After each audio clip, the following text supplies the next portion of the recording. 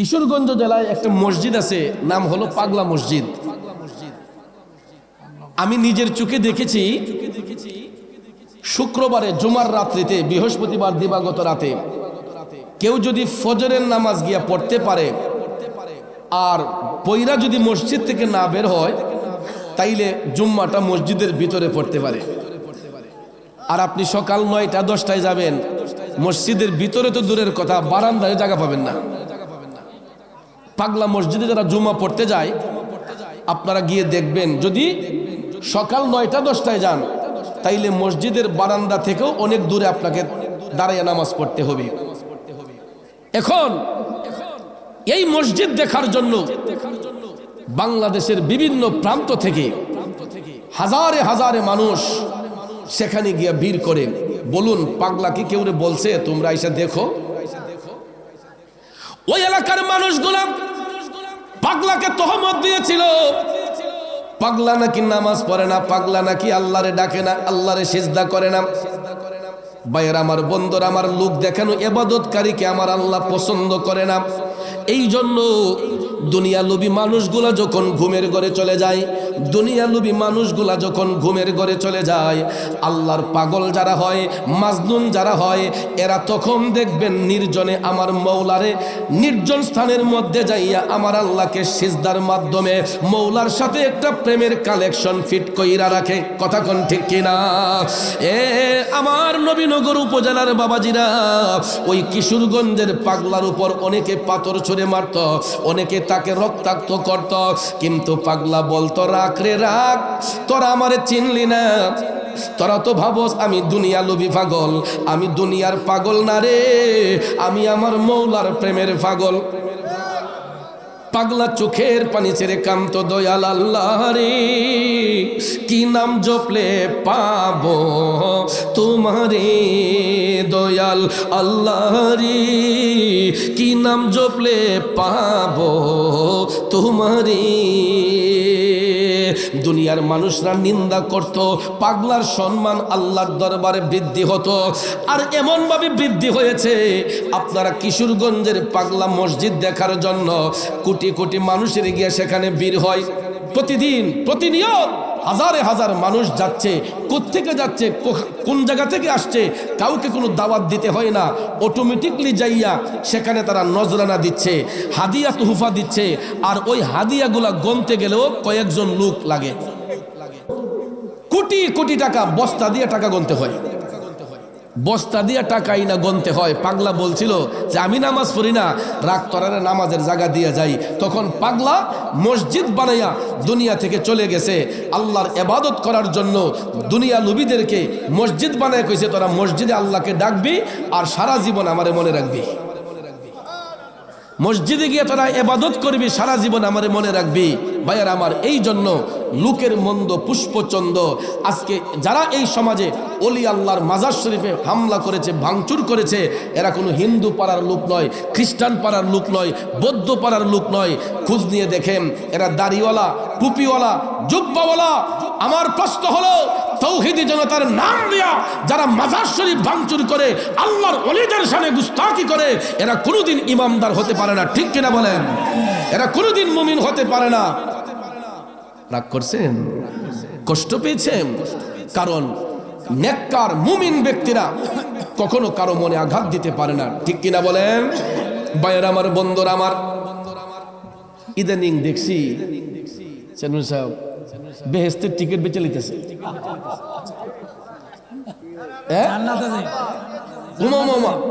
মাথার মাঝে টুপি দিয়া, দাড়ি টুপি জুব্বা দিয়া, ওখান দেখতেছি অ্যাডভাইস শুরু হয়েছে, কয় বেহেশতের টিকিট লাগবো কার কার, কেডা কেডা পাইছেন না হাত তুলেন। আচ্ছা বলেন, জান্নাতের মালিক কে? ভাগের দায়িত্ব আল্লাহ কি দুনিয়ার মোল্লারে দিছে না নবীজিরে দিছে? এখন তো দেখা যায় নবীর উপরেও দেখা যায় এরা কথা বলে ফেলে। ঠিক না? ঠিক। জান্নাত বানিয়েছেন আল্লাহ, ভাগের দায়িত্ব আল্লাহ দিয়েছেন রসুলকে। রসুল স্পষ্ট করে বলেছেন আল্লাহুল ইউতি ওয়া আনা কাসেম, আল্লাহ হচ্ছেন দেনেওয়ালা, আমি রসুল হচ্ছি বন্টনওয়ালা। 8টা জান্নাত বানিয়েছেন আল্লাহ, কিন্তু ভাগের দায়িত্ব আল্লাহ দিয়েছেন দয়াল নবীজিকে। এই জন্য রব্বুল আলামিন আয়াতুল কুরসির মধ্যবর্তী অংশে বলেছেন মানজাল্লাযী ইয়াশফাউ ইনদাহু ইল্লা বিইذনি, আল্লাহ বলেন কে আছো? সেই ব্যক্তি যে আমার অনুমতি ব্যতীত হাসরের ময়দানে আমার কাছে সুপারিশ করবে। এটার তাফসির করতে গিয়ে রুহুল বয়ান প্রমাণ করেছে হাসরের মাঠে আল্লাহ তাআলা সর্বপ্রথম সুপারিশের দায়িত্ব দিবেন রসুলকে। কে জান্নাতি হবে, কে জাহান্নামী হবে, এই সার্টিফিকেট আমার রসুল আমার মৌলার কাছে উত্থাপন করবে। ঠিক কিনা বলেন? এই জন্য আমার ভাইয়েরা, জান্নাত বানিয়েছেন আল্লাহ, বাগের দায়িত্ব আল্লাহ দিয়েছেন নবীজিকে, কিন্তু বর্তমানে দেখা যায় দাড়ি টুপি জুব্বা লাগাইয়া বেহেশতের টিকিট এই দেশের মোল্লারাও বিক্রি করে ফেলে। ঠিক কিনা কম? তার মানে বোঝা গেল এখানেও চিটারি বাটফারি আছে। ঠিক কিনা বলেন? এই জন্য কবি বলছেন কোরআন হাদিস খুইলা দেখো ভাই, আদম তো সামান্য নয়। ঠিক না ঠিক? বন্ধুরা আমার, বাবাজিরা, আল্লাহ রাব্বুল আলামিন যদি তাদেরকে হেদায়েত না করে কেউ করতে পারবে না। আল্লাহ যেন তাদেরকে হেদায়েত দান করে। আমি যেই কথাটা বলতে চেয়েছিলাম, ওই কিশোরগঞ্জের পাগলা, সে হয়তো দুনিয়া নবী মানুষদের সামনে দেখাইয়া ইবাদত করে নাই, কিন্তু নির্জনে যাইয়া আমার আল্লাহকে সিজদা করেছে। আল্লাহর ইবাদত করার কারণে হয়তোবা আল্লাহ তাকে বন্ধুরূপে গ্রহণ করেছে। যার জ্বলন্ত কারামত হচ্ছে এই পাগলা মসজিদ, যেখানে কোটি কোটি টাকা। এটার সভাপতি মাননীয় ডিসি মহোদয়। যদি ডিসি মহোদয় সভাপতি না হইতো তাইলে আমার মনে হয় এই টাকার বাগ লইয়া মার্ডার মনের প্রতি মাসে 1-2টি গলে গেলে। কারণ মানুষের মধ্যে এখন যেই লোভ, টাকার লোভ হইলে তো মানুষকে খুন করতেও দ্বিধা করে না। ঠিক কিনা বলেন? ভাইয়ার আমার, বন্ধুরা আমার, আরেকটু দুরূদ শরীফ পড়তে হবে, জায়গা হচ্ছে না। আল্লাহুম্মা সাল্লি আলা, মেহেরবানি করে একটু আগায় যান, ডাইনে বামে একটু আগায় যান, পিছনের ভাই অনেক আসতেছে, তারা বসতে হবে। আল্লাহুম্মা সাল্লি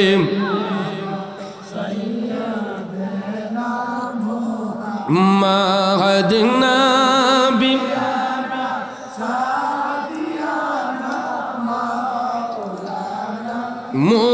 মুহাম্মদ নবী শাফি মাওলানা আল্লাহ তুমি দয়া করো, নসিব করো মদিনা। আল্লাহ তুমি দয়া করো, নসিব করো মদিনা। দয়াল নবী না দেখাইয়া কবর দেশে নিও না। আল্লাহুম্মা সাল্লি সাইয়্যিদিনা মুহাম্মদ নবী আমা ফি কলবি গায়রুল্লাহ নূর মুহাম্মদ সাল্লাল্লাহ পড়িয়ে লা ইলাহা ইল্লাল্লাহ লা ইলাহা ইল্লাল্লাহ লা ইলাহা। दोनों जहां का रखवाला तू ही बरतेरी तो वाला। तूने तुए इरशाद किया प्यारा नबी रसूल अल्लाह ला इलाहा इल्लल्लाह ला इलाहा इल्लल्लाह जुरे ला इलाहा इल्लल्लाह ला इलाहा इल्लल्लाह पढ़िए ला इलाहा इल्लल्लाह हो ला इलाहा ला इलाहा इल्लल्लाह মুহাম্মাদুর রাসূলুল্লাহ সাল্লাল্লাহু আলাইহি ওয়াসাল্লাম। একটা জবানও বন্ধ রাখবেন না, জবান ছেড়ে উচ্চস্বরে বলুন আল্লাহু আকবার। আর একটু মায়ার সুরে বলি ইয়া রাসূলুল্লাহ। বিসমিল্লাহির রহমানির রহিম।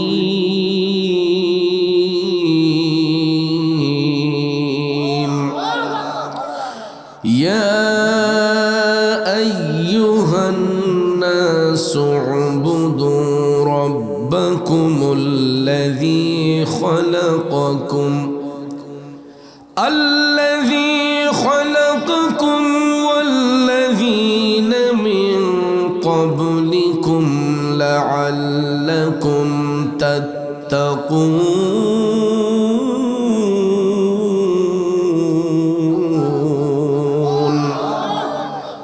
صدق الله العظيم وصدق رسوله النبي الحبيب الكريم ونحن على ذلك من الشاهدين والشاكرين والحمد لله رب العالمين ربي صل وسلم وبارك عليهم آجلے उनके पाना आजी मदद मांग उनसे आजले उनकी पना आज मदद मांग उनसे फिर न मांगे कि किया मत में या घर मानो गया। उपस्थित ঐতিহ্যবাহী ব্রাহ্মণবাড়িয়া জেলার অন্তর্গত নবীনগর উপজেলাধীন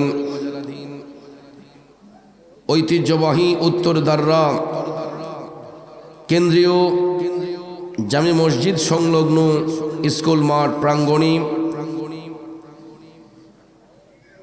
কেন্দ্রীয় বড় জামে মসজিদের উদ্যোগে প্রতি বছরে আয়োজিত আজকের এই 19তম বার্ষিক ওয়াজ ও দোয়ার মাহফিল 2025 ইংরেজি সনের মুআজ্জাজ মোহতরম সভাপতি আলী আহমেদ পঙ্গু অ্যান্ড জেনারেল হাসপাতালের প্রতিষ্ঠাতা চেয়ারম্যান, আমাদের সবার সুপরিচিত বিশিষ্ট সমাজসেবক, শিক্ষানুরাগী, ধন্য পিতার ধন্য সন্তান জননেতা মোহাম্মদ মনির হোসেন মনির ভাই, আজকের মাহফিলের সম্মানিত প্রধান আলোচক, রাজধানী ঢাকার ওয়ালিয়া দরবার শরীফের সম্মানিত পীর, সুন্নিয়তের অতন্দ্র প্রহরী, বারবার মক্কা শরীফ মদিনা শরীফের মুসাফির, আমার শ্রদ্ধাভাজন বড় ভাই হজরতুল হাজ আল্লামা হাফিজ ওয়ালিউল্লাহ আশিকি আল কাদরি পীর সাহিব মাদ্দাজিল্লাহুল আলিয়াম, আজকের মাহফিলের আমন্ত্রিত ওলামায়ে কেরামদের মধ্যে যিনাদের নাম পোস্টারে উল্লেখ করা হয়েছে, প্রত্যেকের নাম নেওয়াটা বিশেষ প্রয়োজন। একাধিক নাম থাকার কারণে সবার নাম উল্লেখ করতে না পারলেও শ্রেণীভেদে সকলের প্রতি আন্তরিক স্নেহ শ্রদ্ধা ভালোবাসা রইল। মাহফিল পরিচালনায় বন্ধুবর হজরত মাওলানা নাসির উদ্দিন সাহিব সহ উপস্থিত শ্রদ্ধা মুরব্বিয়ানে কেরাম, যুবক ভাইয়েরা, ছাত্র ভাইয়েরা, পর্দানিশীন মা বোনেরা, সবার প্রতি আবারও আন্তরিক সালাম। আসসালামু আলাইকুম ওয়া রাহমাতুল্লাহি ওয়া বারাকাতুহু। ওয়ালাইকুম আসসালাম ওয়া রাহমাতুল্লাহি। রব্বুল ইজ্জতের আলিশান দরবারে লাখো কোটি শুকর গুজার করার পর প্রিয় নবী সরকারে দু আলম নূরে মুজাসসাম মুহাম্মদুর রাসূলুল্লাহ সাল্লাল্লাহু তাআলা আলাইহি ওয়াসাল্লামের শানে নাতে মুস্তাফা দুরুদে মুস্তাফা সাল্লাল্লাহু আলাইহি ওয়াসাল্লাম পরিবেশন করে মহাগ্রন্থ আল কোরআনুল কারীমের সর্ববৃহৎ সূরা সূরাতুল বাকারার প্রথম পারার 2 নম্বর রুকু থেকে 21 নম্বর আয়াতে পাক তেলাওয়াত করেছি। খুব অল্প সময়ে আয়াতে পাকের মূল অর্থ তাফসীরের ভাষায় কিছু আলোচনা এসেছে, এগুলো উপস্থাপন করে মিলাদ শরীফ হবে। প্রধান বক্তার আলোচনা হবে। শেষ মোনাজাতের মাধ্যমে আমরা সবাই আপন আপন বাড়িতে যাব। আল্লাহ পাক যেন শেষ পর্যন্ত আমাদের সবাইকে ধৈর্যের সহিত বসার সুযোগ দান করেন। আমরা বলি আমিন, জবান ছেড়ে বলি আমিন। প্রিয় ভাইয়ের আমার, এই সুন্দর পৃথিবীতে আল্লাহ রাব্বুল আলামিন আহকামুল হাকিমিন যত জাতি সৃষ্টি করেছেন, সমগ্র জাতিকে বস্ত্রবিহীন অবস্থায় আল্লাহ তাআলা সৃষ্টি করেছেন। ঠিক কিনা বলেন? আমরাও এটা থেকে আলাদা নয়। আমরাও যখন মায়ের গর্ভ থেকে ভূমিষ্ঠ হই, সিজারের মাধ্যমে হোক, নর্মাল ডেলিভারির মাধ্যমে হোক, আমরা যখন মায়ের গর্ভ থেকে ভূমিষ্ঠ হই, আমাদের কারো গায়ে কোনো কাপড় থাকে? জোরে বলেন, থাকে? আমরাও বস্ত্রবিহীন অবস্থায় দুনিয়ার জমিনে জন্মগ্রহণ করি। যদিও আমি আপনি বস্ত্রবিহীন অবস্থায় জন্মগ্রহণ করি, আল্লাহ রাব্বুল আলামিন হতে পারে ডাক্তার সাহেবের মাধ্যমে, হতে পারে দাইমার মাধ্যমে আমার আপনার লজ্জাস্থানকে হেফাজতের জন্য উপরে একটা শরীয়তের ঢাকনা লাগানোর ব্যবস্থা করে দেন। দেখবেন শিশু বাচ্চাটা জন্মগ্রহণ করার সাথে সাথেই তাকে কিন্তু উলঙ্গ করে কারো কোলে দেয়া হয় না। শুকনা একটা কাঁথা দিয়ে, না হয় টাওয়াল দিয়ে পেঁচিয়ে, মার কুল বলেন, বাবার কুল বলেন, দাদার কুল বলেন, মোট কথা যার কাছে দেয়া হয়, আমার আপনার লজ্জাস্থানকে হেফাজত করে আরেকজনের কোলে শিশুকে দেওয়া হয়। কথা বলেন ঠিক কিনা? এটার কারণ হলো মানুষ হচ্ছে পৃথিবীর সেরা জীব, আশরাফুল মাখলুকাতের মধ্যে পৃথিবীর শ্রেষ্ঠ জীব হলো মানুষ। কথা কোন ঠিক কিনা? যাদেরকে আল্লাহ তাআলা সৃষ্টি করার একটা মাত্র কারণ হলো ইল্লা লিয়াবুদুন, যাতে তারা আল্লাহর ইবাদত করে, আল্লাহর দাসত্ব করে। ঠিক কিনা বলেন?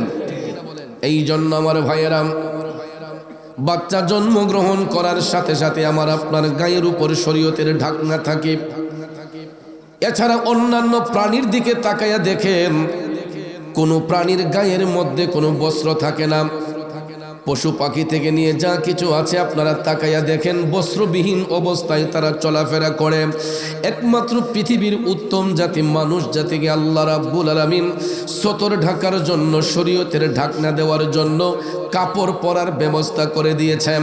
তাকাইয়া দেখেন, আমরাও এখন পর্যন্ত যারা এই নবীর বাগানে বসেছি, পৃথিবীতে যত মানুষ চলাফেরা করতেছে, প্রত্যেকের গায়ে দেখবেন শরীয়তের ঢাকনা আছে, কাপড়ের ব্যবস্থা আছে। হতে পারে কোনো পোশাকটা দামি, কোনোটা কম দামি, যেই কোনো রেটের হোক, আমরা কিন্তু বস্ত্রবিহীন অবস্থায় চলাফেরা করি না। আমার আপনার গায়ের মধ্যে শরীয়তের ঢাকনা থাকে। কথা বলেন ঠিক কিনা? এই জন্য ওই মানব জাতিকে সম্মান দিয়া, ইজ্জত দিয়া আল্লাহ রাব্বুল আলামিন সমগ্র মানব জাতির উদ্দেশ্যে সূরা বাকারার 21 নম্বর আয়াতে পাকের দ্বারা আল্লাহ আহ্বান করে বলেন, বিসমিল্লাহির রহমানির রহিম,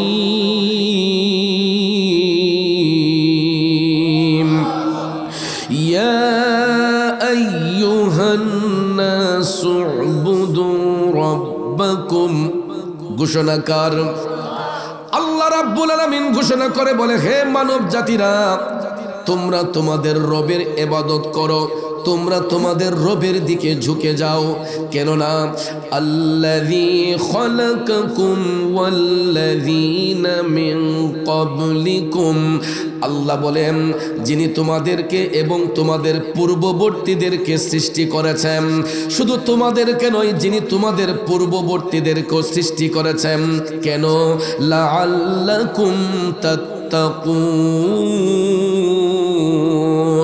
যাতে তোমরা আল্লাহর ভয় অন্তরে সঞ্চার করতে পারো, ক্ষুধা ভীতি অর্জন করতে পারো। ও বন্ধু, এইটা হলো আয়াতে পাকের সরল তর্জমা। এই আয়াতে পাকের তাফসির করতে যাইয়া জগৎ বিখ্যাত তাফসিরে রুহুল বয়ান এটাই প্রমাণ করেছে যে পৃথিবীর মধ্যে সর্বোত্তম জাতি হলো মানব জাতি। এই জন্য সৃষ্টির শুরু থেকে এই পর্যন্ত আমার আল্লাহ যা কিছু সৃষ্টি করেছেন, সকল সৃষ্টির শ্রেষ্ঠ জীব সচিব হলো আশরাফুল মাখলুকাত, মানুষজাত। কথা বলেন ঠিক কিনা? বনি আদম বলেন, বনি ইসরাইলের যুগে বলেন, যত যুগে আমার আল্লাহ যত মানুষ পয়দা করেছেন, সৃষ্টি করেছেন, সমগ্র সৃষ্টিকে আল্লাহ তার ইবাদতের জন্য করেছেন। বন্ধুরা আমার, বাবাজিরা, শুধু মানুষ নয়, সমগ্র সৃষ্টি আমার মওলার মুখাপেক্ষী। ঠিক কিনা বলেন? আমরা যেমন আল্লাহর তাসবিহ আদায় করি, গাছ বৃক্ষ তরুলতা পশু পাখিও আমার আল্লাহর তাসবিহ আদায় করে, কিন্তু আমরা হয়তো পশু পাখির ভাষা বুঝি না, গাছের ভাষা বুঝি না, মাছের ভাষা বুঝি না, কিন্তু গাছের পাতায় পাতায় আমার আল্লাহর জিকির হয়। কথা বলেন ঠিক কিনা? বন্ধুরা আমার, বাবাজিরা, কিন্তু আমরা পৃথিবীর শ্রেষ্ঠ জাতি, মানুষ জাতি। আমাদেরকে আল্লাহ রাব্বুল আলামিন সৃষ্টি করার একটা মাত্র কারণ হলো ইল্লা লিয়াবুদুন, যাতে আমরা আল্লাহর ইবাদত করি, আল্লাহর দাসত্ব করি।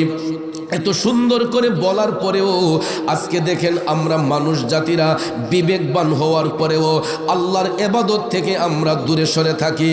যদি বলি কিভাবে, আমি চ্যালেঞ্জ করে এখন বলতে পারবো, এখানে যারা উপস্থিত হয়েছেন, আমার বিশ্বাস, আমার মন বলছে অর্ধেকেরও বেশি মানুষ এখানে এশারের নামাজ কাজা করে বসছে। রাগ করেছেন? কষ্ট নিয়েছেন? আমার বিশ্বাস, আমার মন সাক্ষী দিচ্ছে, এখানে যারা বসছেন অর্ধেকেরও বেশি মানুষের মাগরিবের নামাজটা কাজা হয়েছে। আমার অন্তর সাক্ষী দিচ্ছে, এখানে যারা বসছেন অর্ধেকেরও বেশি মানুষের আসরের নামাজ কাজা হয়েছে, জোহরের নামাজ কাজা হয়েছে। ফজরের কথা বললে তো লজ্জাই লাগে। বন্ধুরা আমার, বাবাজিরা, আল্লাহ রাব্বুল আলামিন আদেশ করেছেন আকিমুস সালাত, তোমরা সালাত কায়েম করো। কিন্তু বলেন দয়াল নবী আয়েশা আমাদেরকে সালাত কিভাবে পড়তে হয় ওই শিক্ষা দিয়েছে। কিন্তু বলেন কয়দিন কয়বার আমরা আল্লাহকে সিজদা করি, এই নাক কপালটা কয়বার আমরা জমিনের মধ্যে লাগাই। আল্লাহ রাব্বুল আলামিন বলেছেন ইয়া আইয়ুহান নাসু উবুদু রাব্বাকুম, হে মানব জাতিরা তোমরা তোমাদের রবের ইবাদত করো। নির্দেশ কার? এখানে কোনো ধর্মের কথা বলা হয় নাই, গোত্রের কথা বলা হয় নাই। আল্লাহ রাব্বুল আলামিন সমগ্র মানব জাতিকে উদ্দেশ্য করে আয়াতে পাক অবতীর্ণ করেছেন। ঠিক কিনা বলেন? কিন্তু ভাইয়ের আমার, পরবর্তীতে ধর্মের যখন বিভক্তি হয়েছে, কেউ হিন্দু, কেউ বৌদ্ধ, কেউ খ্রিস্টান, কেউ ইহুদি, কেউ নাসারা, আবার আমরা মুসলমান। ঠিক কিনা বলেন? যত ধর্মাবলম্বী লোক আছে, সব ধর্মের লোকেরা আল্লাহ এক স্বীকার করে, পরকাল স্বীকার করে, কিন্তু আল্লাহর সৃষ্টি হওয়া সত্ত্বেও নাস্তিক যারা, এরা আল্লাহ পর্যন্ত বিশ্বাস করে না। এই জন্য ভাইয়ের আমার, বন্ধুরা আমার, নাস্তিক বলেন, বিধর্মী বলেন, হিন্দু, বৌদ্ধ, খ্রিস্টান বলেন, এরা সবাই কার সৃষ্টি? জোরে কোন কার সৃষ্টি? এই জন্য আমাদেরকে আল্লাহ রাব্বুল আলামিন বারবার সুযোগ করে দিয়েছেন, কিন্তু আমাদের বিবেক সেটা গ্রহণ করে না। দেখেন আমার আল্লাহ রাব্বুল আলামিন মানুষ সৃষ্টি করার পরে আমাদেরকে বিবেক দিয়েছেন, বুদ্ধি দিয়েছেন, দুইটা দিক নির্ধারণ করে দিয়েছেন। একটা হলো সত্যের পথ, আরেকটা হলো মিথ্যার পথ। ঠিক না বিঠিক? একটা হালাল পথ আর একটা হারাম পথ, এই দুইটা দিকও আল্লাহ নির্ণয় করে দিয়েছেন। আবার আমরা যে গুনাহ করব, অপরাধ করব, যেই কারণে আল্লাহ রাব্বুল আলামিনের 99টি সিফতি নামের মধ্যে 3টা গুণবাচক নাম আছে। একটা নাম হলো গাফফার, আরেকটা নাম হলো রহমান, আরেকটা নাম হলো রাহিম। কথা বলেন ঠিক কিনা? বাবাজিরা আমার, গাফফার শব্দের অর্থ হলো ক্ষমাকারী, রহমান শব্দের অর্থ হচ্ছে দয়াকারী, রাহিম শব্দের অর্থ হচ্ছে দয়াকারী। ঠিক না বিঠিক? খুব মনোযোগ দিয়ে কথাগুলো শুনবেন। এখানে এমন কোন ব্যক্তি আছে যিনি বলতে পারবে যে আমি গুনাহ করি নাই? আছে বলতে পারবে? বলতে এমন কোন ব্যক্তি নাই, পারসন নাই যিনি বলতে পারবে আমি গুনাহ করি নাই। কারণ আমাদের পরিচয়, আমরা আদম সন্তান। আমরা চোখের দ্বারা, হাতের দ্বারা, পায়ের দ্বারা, ব্যবহারের দ্বারা, আচরণের দ্বারা আমরা গুনাহ করতেই পারি। এই জন্য আল্লাহ রাব্বুল আলামিন আমাকে আপনাকে ক্ষমা করার জন্য একটা নাম রেখেছেন গাফফার। সুবহানাল্লাহ কম। এই জন্য দেখবেন বুজুর্গ ব্যক্তিরা সব সময় তারা চোখের পানি ছেড়ে নির্জনে বৈশা জিকির করে, গফুরুর রহিম নাম তোমার আল্লাহু আল্লাহু গফুরুর রহিম নাম তোমার আল্লাহ আল্লাহ। এ বন্ধুরা আমার বাবাজিরা, এই গাফফার শব্দের অর্থ হলো ক্ষমাকারী। বান্দা গুনাহ মাফের জন্য আল্লাহর কাছে জিকিরের সহিত কয় গাফুরুর রহিম নাম তোমার আল্লাহ আল্লাহ। ওগো মাবুদ, তোমার গাফফার নামের গুণে আমারে ক্ষমা করো।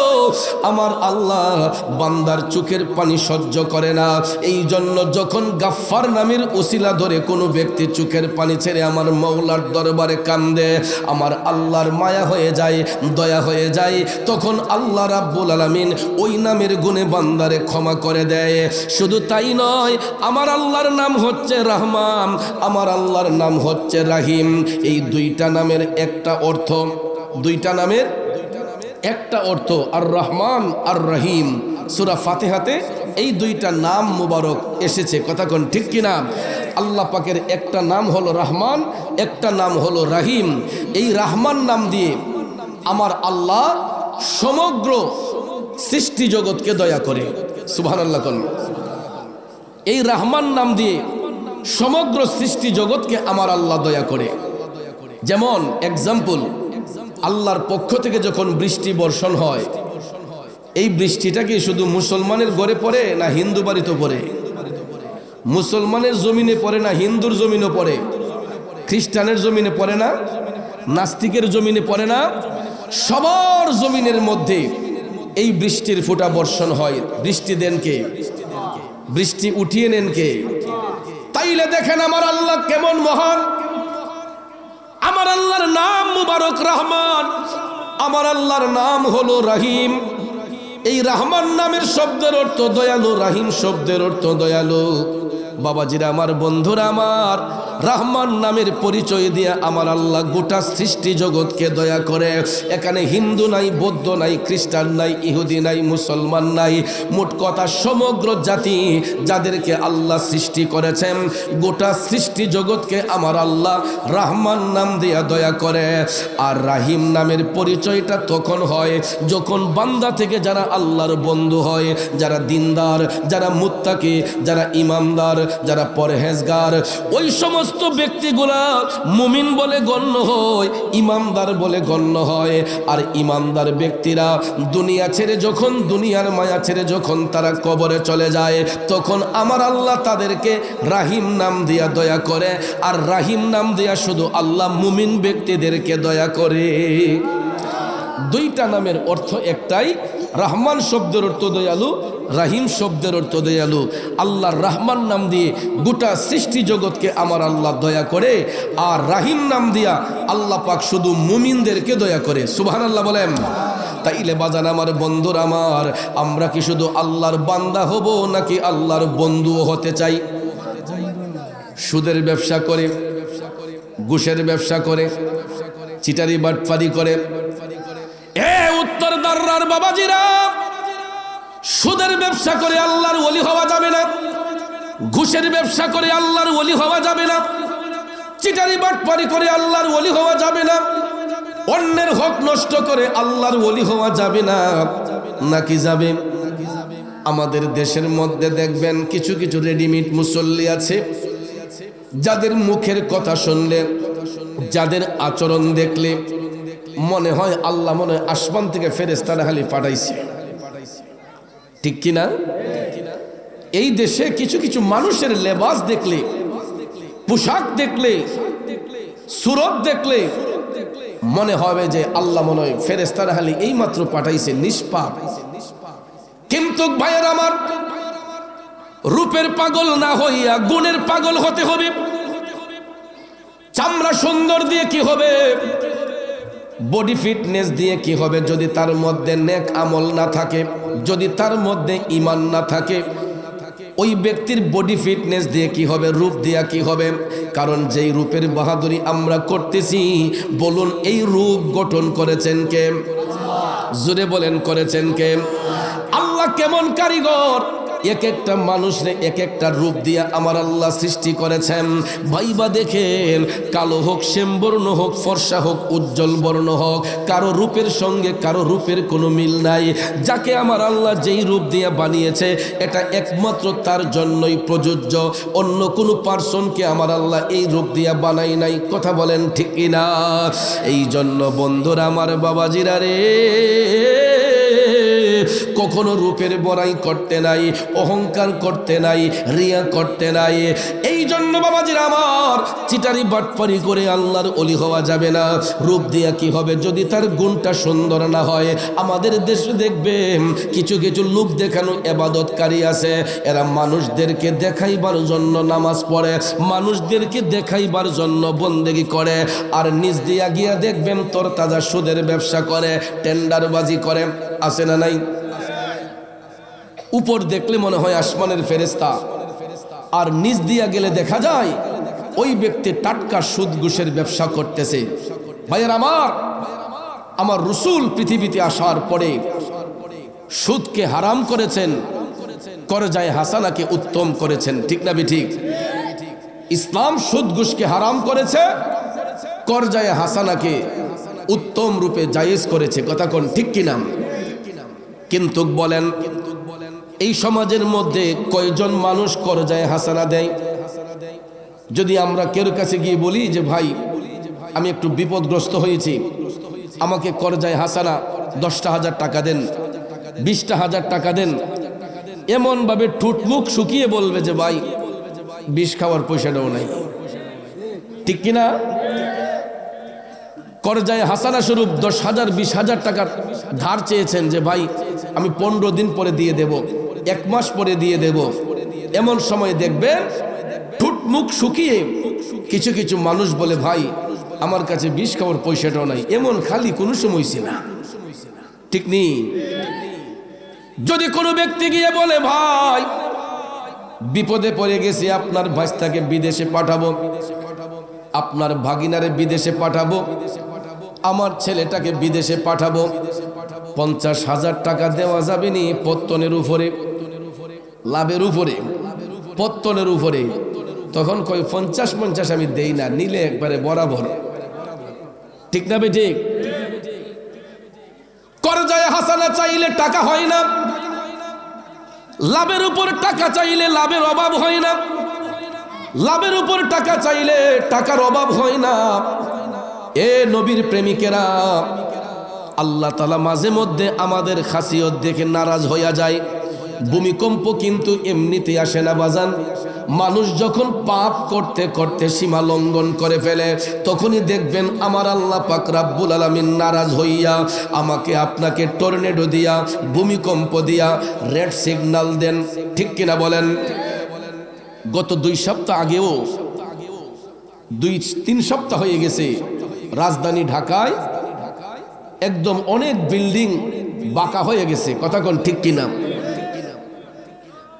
আবহাওয়াবিদগণ গবেষণা করে দেখেছে বিজ্ঞানীরা, যেটা নরসিংদী থেকে এটা উৎপত্তি হয়েছিল, উঠেছে নরসিংদী থেকে সিমটমটা, কিন্তু নাড়িয়েছে সারা দেশ। কথা কোন ঠিক কিনা? অথচ দেখেন আমরা সেই মালিককে চিনি না। আমি যদি একটা বিল্ডিং ভাঙতে যাই, দেয়াল ভাঙতে যাই, একটা হ্যামার দিয়ে কতগুলা বাড়ি দিতে হয়, এসকেভেটর দিয়ে কতগুলা ধাক্কা দিতে হয়। একটা বিল্ডিং নড়ানো কি সাধারণ কথা? এত ফাউন্ডেশন মজবুত হওয়ার পরেও একটা বিল্ডিং যদি দুর্বল হয়, ভাঙতে গেলে দেখবেন এসকেভেটর লাগে। এসকেভেটর ছাড়া বড় বড় বিল্ডিং নাড়ানো সম্ভব হয় না। কিন্তু আমার আল্লাহ কেমন ক্ষমতাধর, তিনি কেমন মালিক, কয়েক সেকেন্ডের মধ্যে গোটা পৃথিবীটাকে তিনি তছনছ করে দিতে পারেন। ঠিক কিনা বলেন?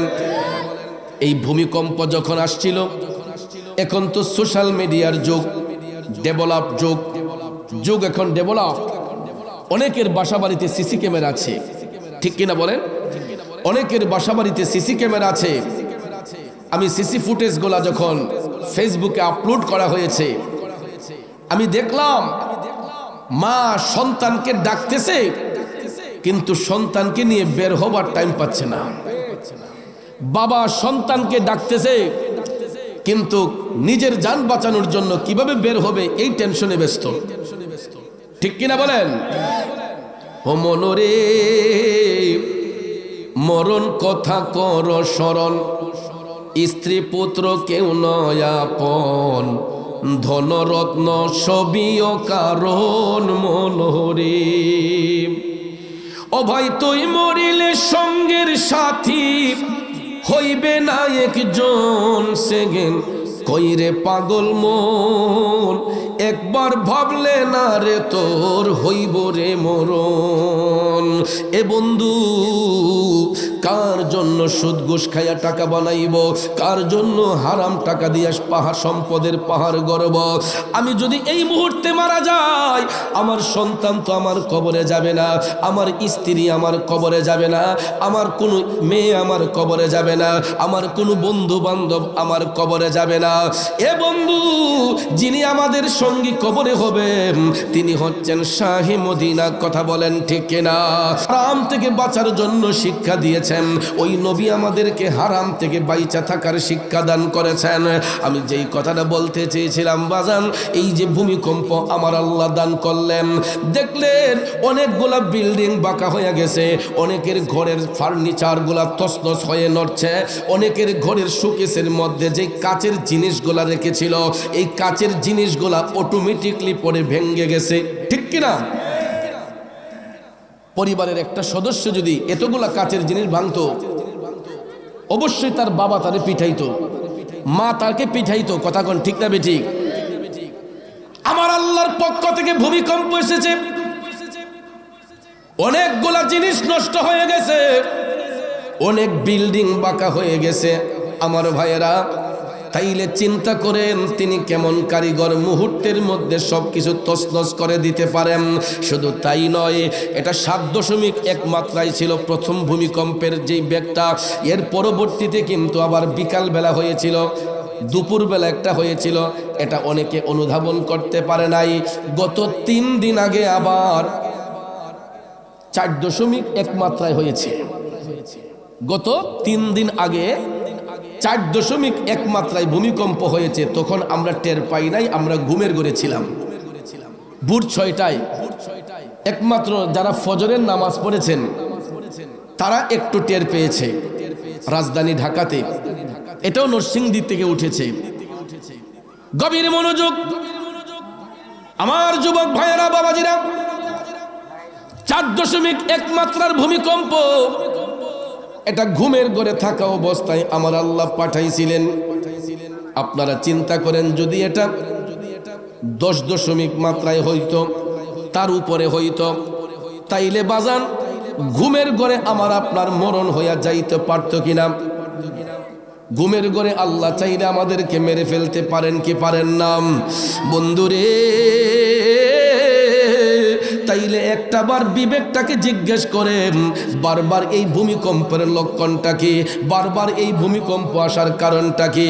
আল্লাহর বান্দারা যখন পাপ করতে করতে যখন সীমা লঙ্ঘন করে ফেলে, পাপ করতে করতে যখন সীমা লঙ্ঘন করে ফেলে, তখন আল্লাহ রাব্বুল আলামিন এই ভূমিকম্প দিয়ে আমাদেরকে রেড সিগন্যাল দেন। যেমনিভাবে সমুদ্র বন্দরে, নদী বন্দরে আপনারা দেখবেন অনেক সময় রেড সিগন্যাল দেওয়া থাকে, থাকে না? সমুদ্র সৈকতে যারা ভ্রমণ করতে যায় তাদেরকে দেখবেন যদি রিস্ক হয়, সমুদ্র কর্তৃপক্ষ যারা আছে এরা দেখবেন আগে থেকেই রেড সিগন্যাল দিয়ে রাখে, যে দর্শনার্থীদেরকে বলা হয়, টুরিস্টদেরকে বলা হয় আপনারা এই সিগন্যাল অতিক্রম করবেন না। পুলিশ বাহিনী, বিজিবি তারা আমাদেরকে নিরাপত্তার স্বার্থে অ্যালার্ট করে দেয়। কথা বলেন ঠিক না বেঠিক? আমার যুবক ভাইয়েরা, এই ভূমিকম্প এমনিতে আসে না, একটু গবেষণা করে দেখবেন, রিসার্চ করে দেখবেন, আল্লাহর বান্দারা যখন পাপ করতে করতে যখন সীমা লঙ্ঘন করে ফেলে, তখনই আমার আল্লাহর পক্ষ থেকে আযাবের কিছু দৃশ্য আসে, যাতে আমরা সতর্ক হয়ে যাই। এই বর্তমান সমাজের মধ্যে 80% মানুষ সুদের ব্যবসায় জড়িত। 80% মানুষ সুদের ব্যবসায় জড়িত। মাহফিল কর্তৃপক্ষ আমাকে একটু অনুরোধ করেছেন, হুজুর বর্তমান প্রেক্ষাপট নিয়ে কিছু কথা বলবেন, সুদ ঘুষের বিরুদ্ধে কিছু কথা বলবেন। ভাইয়েরা আমার, সুদ ঘুষের বিরুদ্ধে শুধু আমি বলি না, স্বয়ং আল্লাহ রাব্বুল আলামিন বলেছেন, স্বয়ং রাহমাতাল লিল আলামিন নবী হাদিস শরীফের মধ্যে বলেছেন, বন্ধুরে আমার মদিনার কামলিওয়ালা নবী হাদিস শরীফের মধ্যে সুদ ঘুষের পরিণতিটা কেমন হয়, এই আযাবের দৃশ্যটা আমার মদিনার কামলিওয়ালা নবী আপন চোখ মোবারকে দেখেছেন। এই বিশ্বাস আছে আপনাদের? আর না হলে আমরা কবর সম্পর্কে জানতাম না, হাসর সম্পর্কে জানতাম না, মিজান সম্পর্কে জানতাম না, ফুলসিরাত সম্পর্কে জানতাম না, যদি আল্লাহ রসুলকে না দেখাতেন।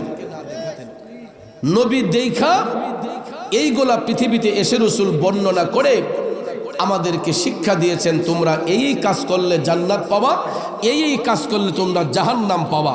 তাইলে বলুন, আমরা কি জান্নাতীদের অন্তর্ভুক্ত হব নাকি জাহান্নামীদের অন্তর্ভুক্ত হব?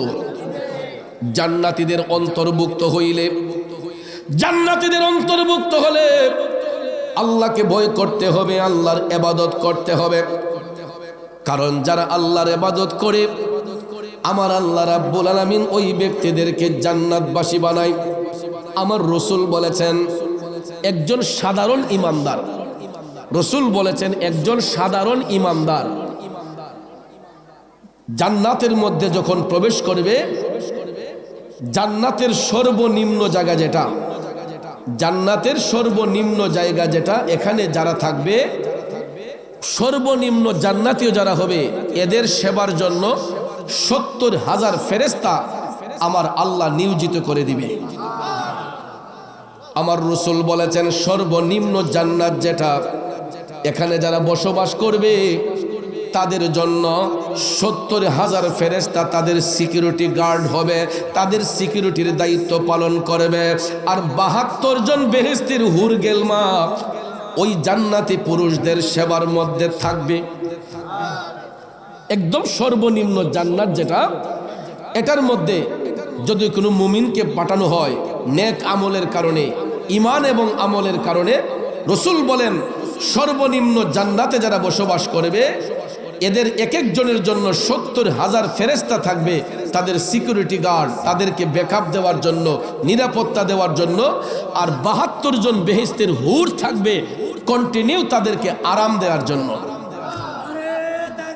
আল্লাহু আকবার, ইয়া রাসূলুল্লাহ, জিন্দাবাদ জিন্দাবাদ, ঘরে ঘরে জালো। ইমানের পথে অবিচল থেকে আমার মরণ যেন হয়, ইমানের পথে অবিচল থেকে আমার মরণ যেন হয়। ঠিক কিনা বলেন এ বন্ধু? কারণ দুনিয়াটা তো আমার আপনার জন্য চিরস্থায়ী নয়। এই যে এত চিটারি বাটপারি আমরা করতেছি, এই যে সুদের ব্যবসা, ঘুষের ব্যবসা আমরা করতেছি, কয়দিন করবেন?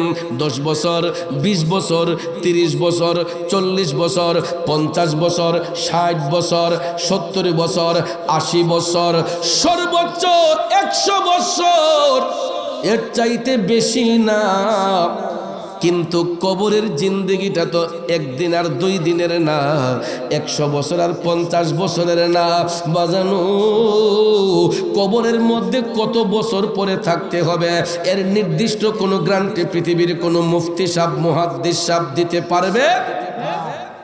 কথা কয় না, পারবে? তাইলে একটাবার ভাবেন না, আজ থেকে 200 বছর আগে যারা দুনিয়া থেকে বিদায় হয়েছেন, আজ থেকে 200 বছর আগে যারা দুনিয়া থেকে বিদায় হয়েছে, তাদের দুনিয়ার জিন্দিগির চাইতে কবরের জিন্দিগি বেশি হয়ে গেছে।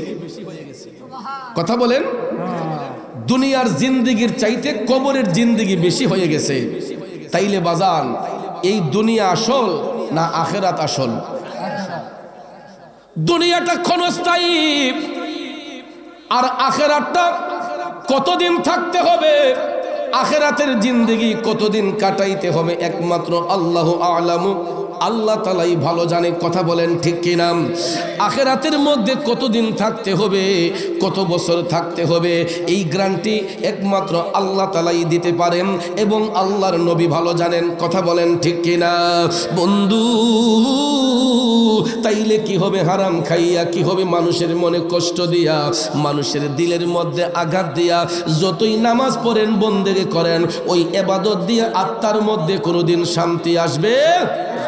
এই জন্য কবি বলেছেন, মন ভাঙ্গে না মসজিদই ভাঙ্গে, ভাঙ্গে আল্লাহর কাবা ঘর, ভাঙ্গে আমার আল্লাহর ঘর, মন মন্দিরে আল্লাহর বাড়ি, ব্যথা দিস না তার ভিতর। ঠিক কিনা কম? আরে মন ভাঙ্গে না মসজিদই ভাঙ্গে, ভাঙ্গে আল্লাহর কাবা ঘর, ভাঙ্গে আমার আল্লাহর ঘর, মন মন্দিরে আল্লাহর বাড়ি, ব্যথা দিস না তার ভিতর। এ বন্ধু, মানুষের দিলের মধ্যে আঘাত দিয়া নামাজ পড়েন, রোজা রাখেন, বন্দেগি করেন, তাসবিহ জপেন, সব কিছু বরবাদ হয়ে যাবে যদি বান্দার মনে কষ্ট দেয়, বান্দা যদি বান্দার হক নষ্ট করে, যতক্ষণ ওই বান্দা ক্ষমা না দিবে, আমার আল্লাহও তারে ক্ষমা দিবে না। কথা বলেন ঠিক কিনা? আমার মদিনার কামলিওয়ালা নবী, মায়ার নবী, দয়ার নবী বলেছেন, সর্বনিম্ন জান্নাতি যারা হবে, এদের সেবার জন্য 70,000 নূরের ফেরেশতা থাকবে এবং 72 জন বেহেশতের হুর গেলমা কন্টিনিউ তাদেরকে আরাম দেওয়ার জন্য, সেবা করার জন্য নিয়োজিত থাকবে। এই বলে আমার নবী সর্বনিম্ন জান্নাতের বর্ণনা দিয়েছেন। এখন জান্নাতুল ফেরদাউসের বর্ণনা করলে অনেক সময় চলে যাবে। আসুন আমরা অন্য দিকে যাই, জাহান্নামের আলোচনার দিকে যাই।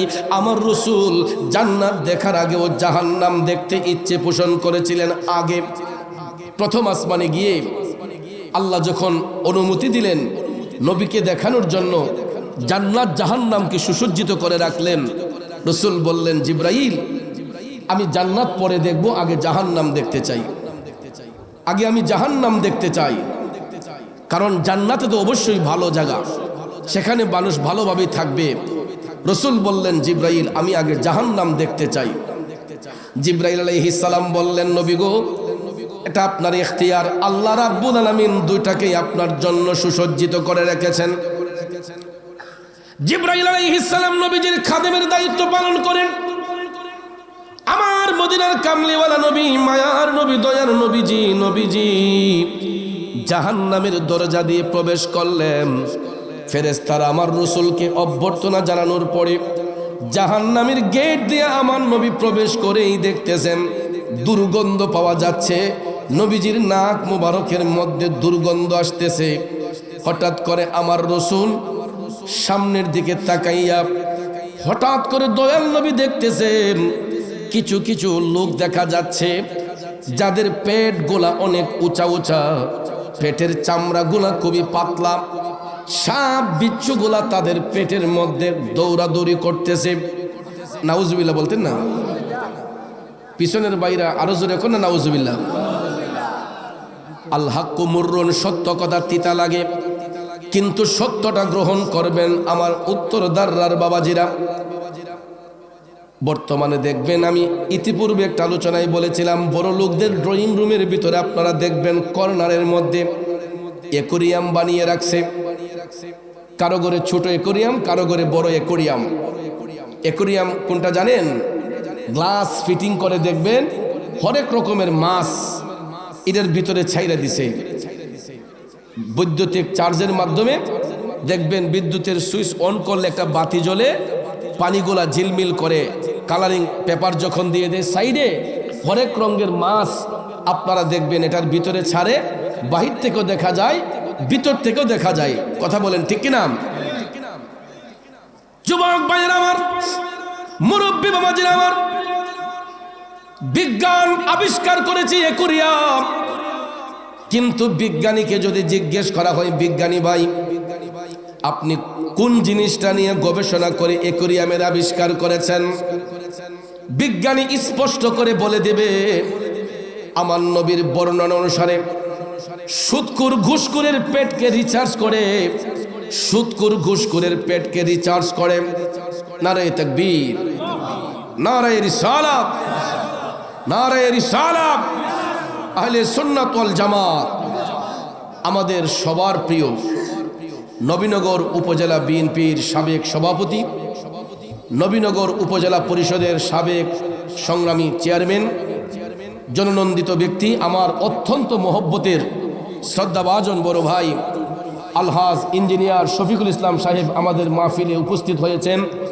মাহফিল কমিটির পক্ষ থেকে, আমি প্রধান আকর্ষণের পক্ষ থেকে ইঞ্জিনিয়ার শফিকুল ইসলাম ভাইকে মোবারকবাদ, ধন্যবাদ জানাচ্ছি। আমরা সবাই বলি মারহাবা, আরেকটু জোরে বলি মারহাবা।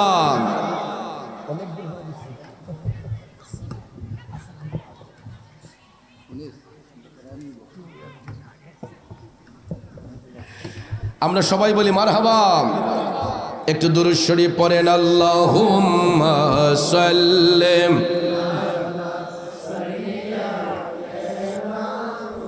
হাম্মাদ আল্লাহ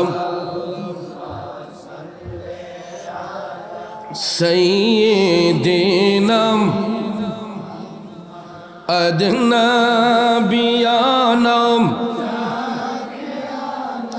মাওলানা মুহাম্মদ দিন থাকিতে করো মনে রে পরো কালের ভাবনা, ভাইরে খালি হাতে যাবে চলে, সঙ্গে কিছুই যাবে না। আল্লাহুম্মা সাল্লি, একটু চাইপা বসেন সবাই, পিছনের বাইরে যাতে বসতে পারেন। মুহাম্মদ আল্লাহুম্মা সাল্লি আলা মুহাম্মদ নবী, চাইপা যান সবাই। মাওলানা আদনাবিয়ানা মাওলানা। আমার যুবক ভাইয়েরা একটু মনোযোগ, লম্বা চড়া কথা বলবো না, আর অল্প কিছু সময়। যেই কথা বলতে চেয়েছিলাম, বিজ্ঞানীকে যদি বলা হয় ও বিজ্ঞানী ভাই, আপনি যে অ্যাকোয়ারিয়াম আবিষ্কার করেছেন, কি নিয়ে গবেষণা করে? বিজ্ঞানী স্পষ্ট করে বলে দিবে, দয়াল নবীর জবান মোবারকের বাণী, হাদিস শরীফ থেকে রিসার্চ করে, সুদখোর ঘুষখোরের পেটকে রিসার্চ করে অ্যাকোয়ারিয়ামের আবিষ্কার করা হয়েছে। কারণ অ্যাকোয়ারিয়ামের ভিতরে মাছ ছেড়ে দিলে গ্লাসের বাহির থেকেও দেখা যায়, ভিতর থেকেও দেখা যায়, ঠিক কিনা বলেন? আমার রসুল জাহান্নাম দর্শনে যখন গেলেন, জাহান্নামে প্রবেশ করে রসুল গিয়ে দেখতেছেন এইরকম কিছু কিছু মানুষ যাদের পেট গোলা উঁচা উঁচা, পেটের চামড়া গোলা খুবই পাতলা, সাপ বিচ্ছুগুলা তাদের পেটে কিলকিল করছে। আমার রসুল টপ টপ করে চোখের পানি ছেড়ে কান্না করছেন। হঠাৎ করে নবীজির চোখের পানি দেখে জিব্রাইল আলাইহিস সালাম ডেকে বলতেছেন, নবী গো, ও গো মায়ার নবীজি, এই লোকগুলা হলো আপনার উম্মতের মধ্যেই একদল লোক, এরা দুনিয়ার মধ্যে হারাম খাইতো ইয়া রাসূলুল্লাহ, এরা দুনিয়ার মধ্যে সুদ খাইতো, ঘুষ খাইতো। নবী গো, এরা পরের সম্পদ আত্মসাৎ করত, এরা এতিমের সম্পদ লঙ্ঘন করত, এরা এতিমদেরকে ঠকাইতো। এই জন্য নবী গো, আমার আল্লাহ তাদের উপর নারাজ হইয়া এই হারাম সম্পদগুলা সাপ বিচ্ছুতে পরিণত কইরা তাদের পেটটারে ফুটবলের মতো বানাইয়া দিছে, উঁচা বানাইয়া দিছে, আর পেটের চামড়াগুলা পাতলা করে দিছে, যাতে সবাই দেখতে পারে ওই জাহান্নামী ব্যক্তিগুলা দুনিয়াতে সুদ খাইছে, ঘুষ খাইছে, আর ওই হারাম সম্পদগুলা পেটে গিয়া সাপ বিচ্ছুতে পরিণত হয়েছে।